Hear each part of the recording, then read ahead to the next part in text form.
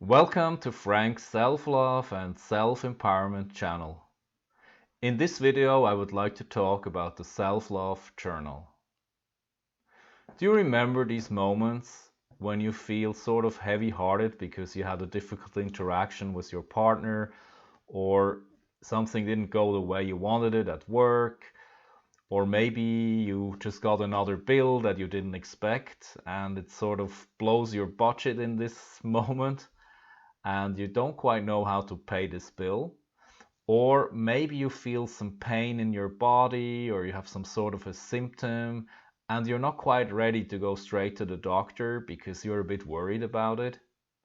And in these moments, what you do is you call your best friend. You ask him, hey, is it okay to meet at a coffee shop? I really have something I have to share with you. Or maybe could we go for what I like to do with my own friend for a walk and talk? And just shortly after, he's right there and you start sharing. And so as you begin sharing with your friend, he's just asking questions and he's just present. And your friend is really the kind of person who can be just present, listening, inquiring. And as you start sharing, as you start opening up, you start realizing that you are gaining a bit more distance between yourself and the actual problem.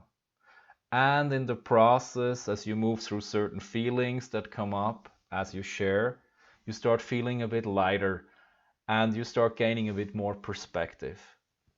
And somehow the problem is less dominant and you feel no more absorbed by the actual problem, but you can feel, okay, it's manageable. And what's really great about your friend is he's the kind of person who's not trying to change anything, to take anything away, or to put anything in while you're talking. He's just present, or she is just present, listening to you in order to understand what's going on. And what's really so healing is your friend's welcoming and allowing attitude to just be with what is. But sometimes we're triggered by certain problems that come up maybe in the middle of the night. Suddenly there's a problem that you realize you have been carrying around, but somehow you haven't resolved it, and you just don't feel like it, like calling your friend at 3 in the morning. Or maybe your friend is on holidays or is just not available. And what do you do in these moments? And that's where the self-love journal comes in. You can imagine your self-love journal is sort of like your best friend. And when I talk about self-love journal, I don't necessarily mean it's like you have to journal about everything in your life. Personally, I have a journal like this. I call them the red book. It's just a book with white pages. And I use this whenever I'm in need to process some thoughts or gain greater clarity, or when I'm really sort of stressed by a certain issue. And then I just write down what's going on.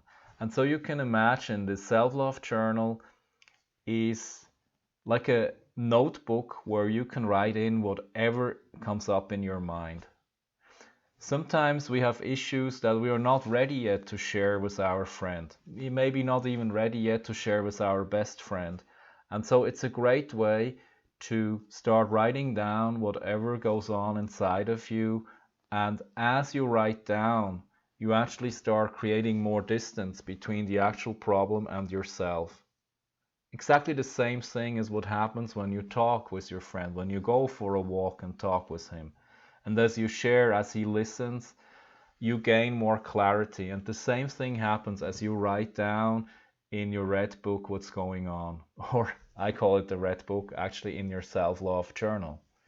And what's great about writing down is also at a later point, let's say maybe in the morning or a few days later, you can go back and reread what you have written. And again, that will increase the distance between the actual problem and your conscious awareness. And the more you can be in this observer state, the more you can gain clarity of what's going on. And sometimes it's just about being able to take the next step, to be clear, okay, what could be a next positive step in the direction of resolving this issue? And that alone will already reduce a lot of stress in your life. But the self-love journal can also be used to write down not only issues where you're challenged or where you have difficulties, you can also write down positive experiences. You can write down a beautiful encounter you have had, a wonderful dream, or an insight or an idea that really seems special to you and something that you really don't want to forget. Personally, I like to have my red book always with me, either next to me where I sleep or in my bag when I go out or when I travel. I always like to have it with me so that whenever I have something important which I want to record, which I want to remember, that I can write it down. And of course, you can also record it on a recorder. You can type it in your computer, or you can use your smartphone and write it down, whatever works for you. Me personally, I like to have an actual journal because it's the easiest way to write it down. And the good thing is, I can reread it whenever I need it.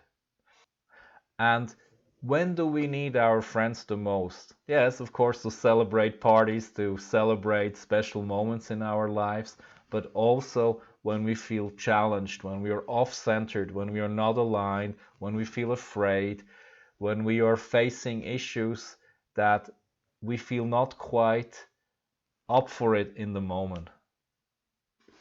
I hope you feel inspired to get your own self-love journal and to start to write down what's going on in your own life, especially in moments when you feel challenged, in moments when you feel you actually need somebody you can share with. And maybe these are the moments when your best friend is not available or you're not quite ready really to share about what's going on in your own life. Maybe because you feel not so clear about it, or maybe you have some trepidation to really bring that in contact, even with your best friend.